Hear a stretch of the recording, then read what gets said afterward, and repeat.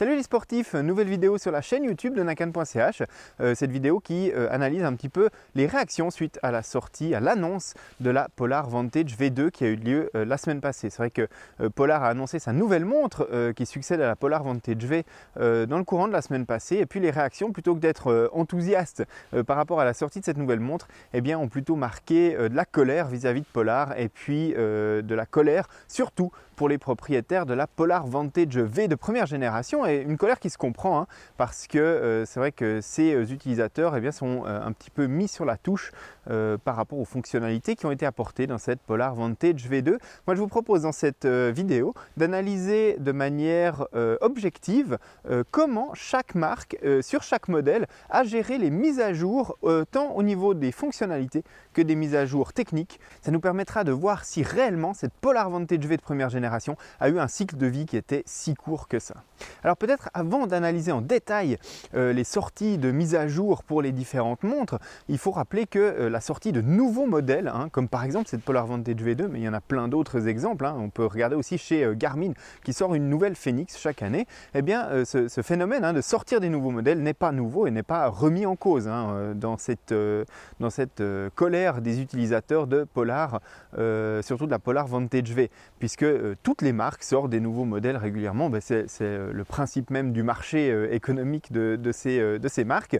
Mais par contre, ce qui est remis en cause, c'est le fait que Polar a abandonné l'ajout de nouvelles fonctionnalités sur la Polar Vantage V au moment où sort la Polar Vantage V2, alors que la plupart des analyses de clients de Polar, d'utilisateurs de Polar Vantage V1, c'est de dire que d'autres marques comme Coros, Garmin, Suunto apportent des fonctionnalités nouvelles à leur montre après leur sortie pendant encore plusieurs années, et que là en l'occurrence pour la Polar Vantage V ça n'a pas forcément été le cas, ou en tout cas pas aussi longtemps. Donc l'idée maintenant c'est d'analyser pour chaque marque quelle est exactement la politique au cours des dernières années par rapport à l'ajout de fonctionnalités à des modèles existants, même quand des nouveaux modèles sortent, et puis de voir un petit peu combien de temps ces modèles vont recevoir des mises à jour. Alors pour être très clair, j'ai séparé deux catégories de mises à jour. La première catégorie, c'est les mises à jour fonctionnelles, c'est-à-dire que c'est une mise à jour de firmware, de logiciel sur la montre qui va apporter de nouvelles fonctionnalités, donc on va vraiment voir des choses nouvelles dans la montre.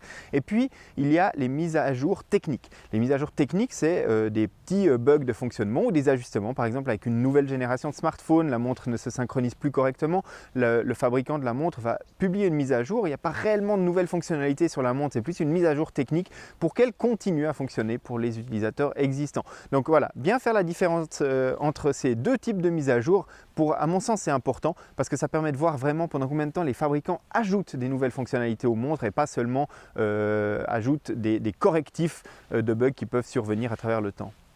On va commencer par analyser un petit peu les modèles de chez Garmin, parce que Garmin sort, comme je l'ai dit, un modèle de Fenix chaque année, et pas seulement les Fenix. Toute la gamme de Garmin est renouvelée à un rythme absolument incroyable. C'est entre 1 et 2 ans de cycle de vie pour développer un nouveau produit chez Garmin. Donc la Fenix 5, la Fenix 5 Plus, la Fenix 6, et puis bientôt un nouveau modèle. La Fenix 6 va probablement durer 2 ans, parce qu'à cause de la crise du Covid, Garmin n'a pas annoncé cette année 2020 de nouvelles Fenix 6, elle a juste rajouté la fonctionnalité de recharge solaire sur sa montre, mais probablement que dès l'année prochaine ça va repartir à un rythme d'une sortie par année. Et puis c'est pareil dans la gamme Forerunner, on voit la gamme Forerunner avec la 935 puis la 945 qui sont également renouvelées à peu près en même temps que les Fenix, et puis les autres montres de la gamme Forerunner un peu plus d'entrée de gamme sont elles renouvelées toutes les 2 à 3 ans. Donc pour comparer ce qui est comparable, j'ai choisi de comparer chez Garmin un petit peu le cycle de vie de la Fenix 3, Fenix 5, Fenix 5 Plus, et puis j'ai rajouté la Forerunner 935 pour voir si la série Forerunner faisait exception par rapport à la série Fenix ou pas. Et puis comme c'est des modèles qui sont sortis il y a déjà quelques années, ça nous permet de voir un petit peu combien de temps Garmin a sorti des mises à jour dessus. La Fenix 6, ce serait bien dommage de l'intégrer là-dedans, puisqu'elle continue à recevoir, au moment où on publie cette vidéo, elle est en train de recevoir une nouvelle mise à jour avec les suggestions d'entraînement. Donc là, elle est clairement encore en train d'évoluer. Donc c'est un petit peu tôt pour la prendre en compte dans une telle analyse. On commence donc avec la Fenix 3 qui a été annoncée au CES de 2015, donc au mois de janvier, et puis qui a été rendue disponible sur le marché en mars 2015. Donc c'est à partir de ce moment-là que les premiers acheteurs de cette Fenix 3 ont pu se la procurer. Donc on va prendre ce mars 2015 comme date de départ. Donc j'ai écumé les pages de mise à jour de chez Garmin, les forums pour savoir exactement les dates auxquelles les mises à jour sont sorties, et puis j'ai retrouvé pour cette Fenix 3 une mise à jour fonctionnelle, donc la dernière mise à jour fonctionnelle en novembre 2017, soit 2 ans et demi plus tard. Et puis pour les mises à jour techniques, eh bien, Garmin a publié encore cet été 2020 une mise à jour technique pour cette Garmin Fenix 3. Donc ensuite, pour la comparaison, j'ai pris la Garmin Fenix 5. Donc elle est sortie au mois de mars 2017. Elle a été rendue publique en mars 2017 alors qu'elle avait été annoncée au CES au mois de janvier. Donc de nouveau, analyse de toutes les notes de version des forums, et la dernière mise à jour réellement fonctionnelle sur cette montre date de août 2018. Alors après, Garmin a publié d'autres mises à jour qui rajoutaient le support de quelques accessoires de la marque, par exemple une meilleure prise en charge de la ceinture HRM Dual par exemple, etc. Ce n'est pas réellement des nouvelles fonctionnalités sur la montre, hein, c'est surtout pour pouvoir vendre aux possesseurs de Fenix 5 des accessoires de Garmin. Je ne l'ai donc pas intégré dans les mises à jour fonctionnelles, mais plutôt dans les mises à jour techniques. Donc on peut partir du principe que la montre a reçu des nouvelles fonctionnalités pendant à peu près une année et quelques mois, et 3-4 mois. Donc là, c'est pas énorme, on le voit, hein, et puis c'est moins que la Fenix 3. Par contre, au niveau des mises à jour techniques, eh bien, comme la Fenix 3, la Fenix 5 a reçu une mise à jour technique à l'été 2020, donc encore très récemment. Un tout petit peu plus d'1 an plus tard, c'est en juin 2018 que la Fenix 5 Plus est disponible, est lancée sur le marché par Garmin. Par contre, cette Fenix 5 Plus, elle reçoit des mises à jour fonctionnelles que pendant quelques mois, puisque la dernière mise à jour fonctionnelle, donc qui rajoute quelque chose à la montre, date de novembre 2018. On voit juin, novembre, il n'y a que quelques mois pendant lesquels la montre reçoit des nouvelles fonctionnalités. Elle va recevoir encore très régulièrement des mises à jour techniques jusqu'à 2020, mais par contre, pas de nouvelles fonctionnalités. Donc on le voit, hein, un cycle de développement de nouvelles fonctionnalités sur la Fenix 5 Plus extraordinairement court. Par contre, elle continue à recevoir des mises à jour techniques.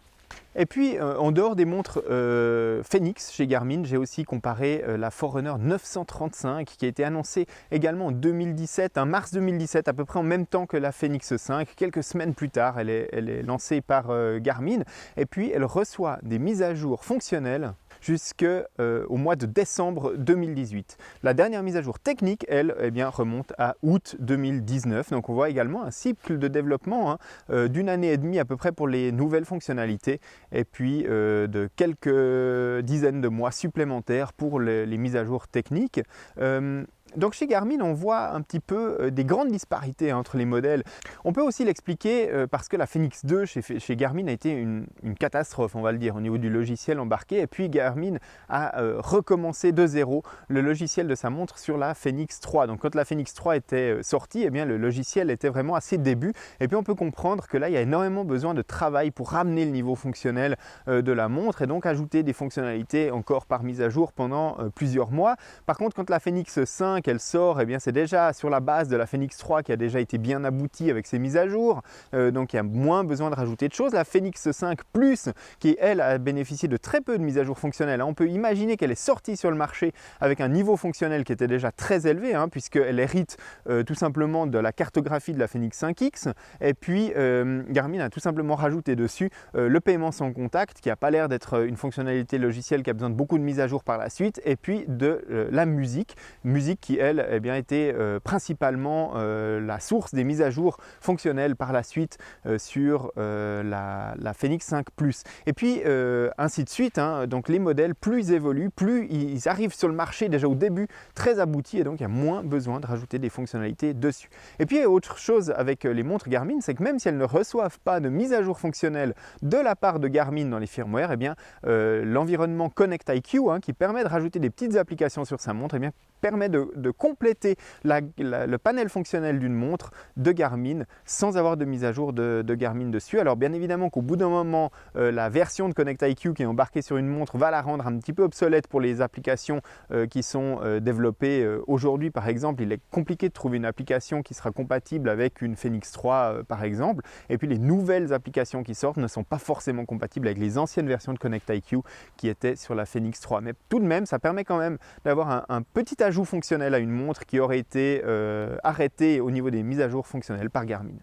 Ensuite, j'ai analysé quelques montres de chez Suunto et j'ai commencé par la Ambit 3 qui est sortie à peu près en même temps que la Phoenix 3 de Garmin. Elle est sortie un petit peu avant, hein. La Ambit 3 elle est sortie fin 2014. Et puis j'ai bien cherché sur le site de Suunto et sur les forums également, et puis j'ai trouvé une mise à jour fonctionnelle, la version 2.0 de cette Ambit 3 au printemps 2015, donc environ 6 mois après. Donc là on voit qu'il y a aussi une mise à jour fonctionnelle qui est relativement courte, puisqu'après 6 mois, eh bien, on ne retrouve plus que des mises à jour techniques pendant environ 2 ans jusqu'à l'été 2017. Donc ensuite de ça, Suunto va arrêter les séries Ambit et puis va lancer la série Spartan. Et puis le fleuron de cette série Spartan, la première qui va sortir dans cette série-là, eh bien c'est la Spartan Ultra qui va sortir au mois de juin 2016. Cette montre-là, elle va recevoir des mises à jour fonctionnelles pendant 3 ans jusqu'au mois de juin 2019.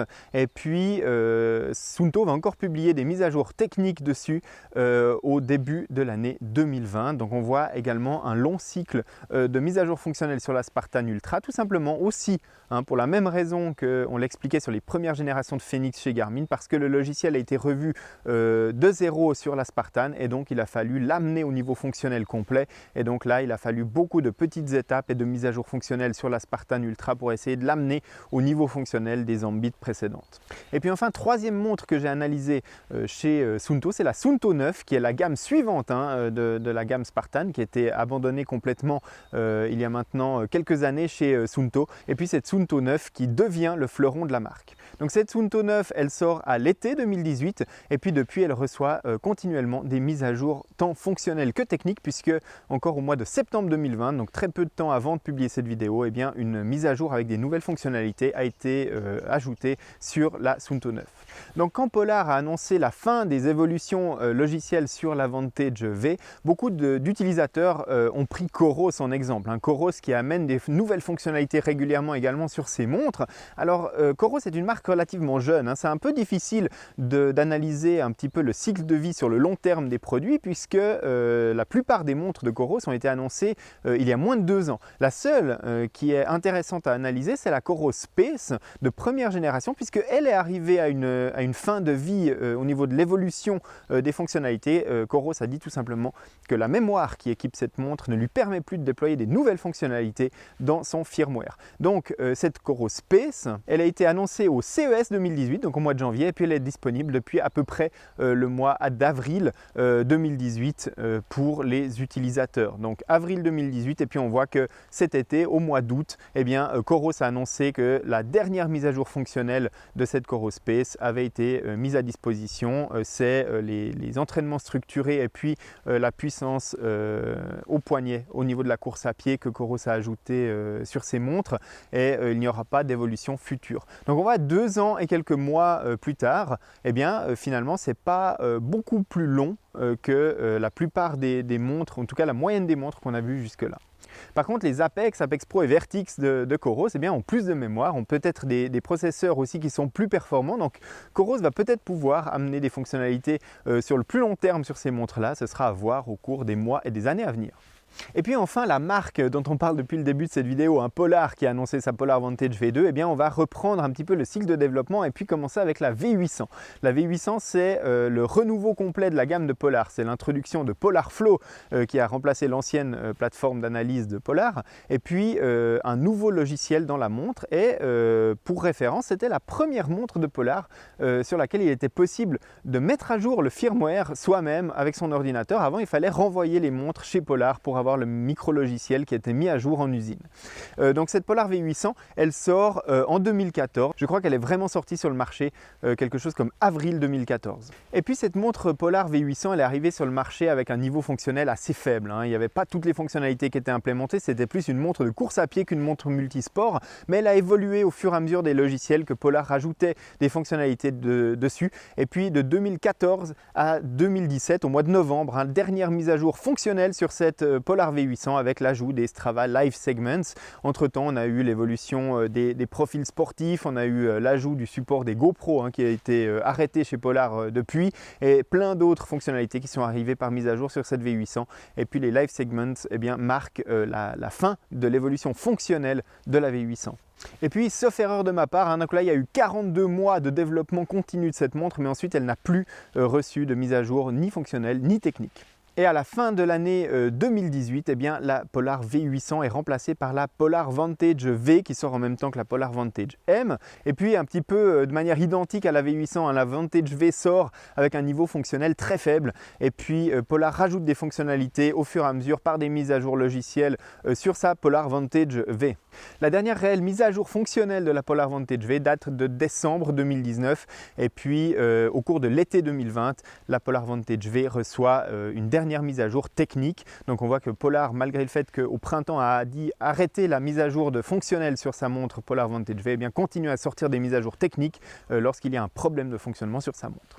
Et puis enfin, j'ai comparé l'évolution chez Apple. Apple qui sort les Apple Watch depuis maintenant 6 ans, et j'ai regardé un petit peu les dernières qui ont été supportées par la dernière sortie de WatchOS 7, puisque Apple a cette habitude de sortir une grosse mise à jour par année, et puis ensuite que des petites mises à jour techniques. Mais si on se penche vraiment sur les sorties de WatchOS principal, WatchOS 7 est sorti cette année 2020 et puis supporte les montres à partir de la série 3, donc sortie en 2017. On voit que là, il y a 3 ans de support chez Apple en moyenne, en tout cas sur les modèles actuels, au moins 3 ans de support sur les Apple Watch. Donc pour résumer un petit peu tout ce qu'on a dit au niveau de l'évolution de ces différents modèles, je vous ai fait un graphique que vous voyez à l'instant et puis qui résume et les mises à jour fonctionnelles et les mises à jour techniques. Donc comme je vous l'ai dit tout à l'heure, prendre en compte vraiment le niveau de maturité de la montre au moment où elle arrive sur le marché par rapport au nombre de mises à jour fonctionnelles. Par exemple, la Suunto Ambit 3 ou la Fenix 5 Plus par exemple sont arrivées sur le marché avec un niveau fonctionnel assez élevé, donc peu besoin de mise à jour fonctionnelle. Par contre, la V800 ou la Vantage V par exemple en avait besoin de beaucoup, et c'est là qu'on se rend compte que Polar n'a pas supporté sa Vantage V très longtemps, puisque les utilisateurs qui ont choisi la Vantage V ont dû attendre quasiment une année avant qu'elle arrive au niveau fonctionnel que Polar avait promis à la sortie, et pour ensuite très rapidement se voir abandonné par Polar au niveau des mises à jour fonctionnelles. Voilà le sentiment des utilisateurs de Vantage V après cette analyse. On voit qu'il est justifié, la sortie de la Polar Vantage V2, et puis Polar a sorti également cette année 2020 la Grit X, une montre outdoor, certes moins chère que la Vantage V2, mais qui a priori ne devrait bénéficier d'aucune des mises à jour de la Vantage V2, et donc peu de mises à jour fonctionnelles à attendre sur cette Polar Grit X. C'est un peu l'idée du cycle de développement produit de Polar. Fondamentalement, à partir du moment où une marque sort une montre et puis que la montre correspond aux données techniques qui sont vendues avec cette montre, elle n'a pas vraiment de nécessité absolue à sortir des mises à jour dessus, elle n'est pas obligée de le faire. Par contre, on voit que sur le marché maintenant, au niveau marketing, au niveau fidélisation des clients, c'est quelque chose qui est très important, et fidéliser un utilisateur à la marque, c'est très important aujourd'hui quand on voit la variété de modèles qui sont disponibles, en particulier Polar qui régate un petit peu sur certaines fonctions par rapport à d'autres fabricants du marché. C'est difficilement compréhensible cette politique de laisser tomber les mises à jour sur des montres qui ont 2 ans à peine. Donc voilà un petit peu l'analyse que je vous ai faite aujourd'hui. Vous voyez que je termine cette vidéo sous la pluie, mais je crois que je suis arrivé au bout de ce que je voulais vous présenter dans cette vidéo. J'ajouterai encore un tout petit mot sur les plateformes d'analyse qui sont très intimement liées aux montres. On sait également, j'en parle souvent, la plateforme d'analyse par rapport à une montre, c'est très important quand on choisit son modèle de montre, tout simplement parce que les deux fonctionnent en symbiose. Et quand par exemple Polar a abandonné Polar Personal Trainer, ça a mis un certain nombre de modèles sur le carreau, tout comme quand Suunto abandonne MovesCount, certaines fonctionnalités des montres précédentes sont perdues, et puis ça c'est pas pris en compte dans les mises à jour de firmware vraiment spécifiquement sur la montre dans cette vidéo, mais par contre ça a un impact très important sur l'utilisation éventuelle de ces montres. Donc pour terminer, en conclusion de cette vidéo, on peut dire que les propriétaires de Polar Vantage V de première génération ont toutes les raisons de se plaindre de l'absence de mise à jour fonctionnelle sur leur montre, puisqu'ils ont servi pendant une année de bêta-testeur, et puis ensuite ils ont vu des fonctionnalités arriver au compte-gouttes, et puis quelques mois après, c'était déjà terminé au niveau de l'évolution de la montre. Ça ne correspond plus vraiment aux tendances du marché qu'on a pu voir dans cette vidéo. Donc voilà, j'ai vraiment fait suivre ce message chez Polar Suisse et puis j'espère que eux vont le faire suivre plus loin au niveau du développement en Finlande pour que les utilisateurs de Polar Vantage V, alors malheureusement hein, j'ai très peur que ce soit vraiment terminé pour les mises à jour sur cette montre, mais pourquoi pas Polar revenir sur la décision d'amener des choses peut-être sur la GridX qui est sortie vraiment encore cette année 2020.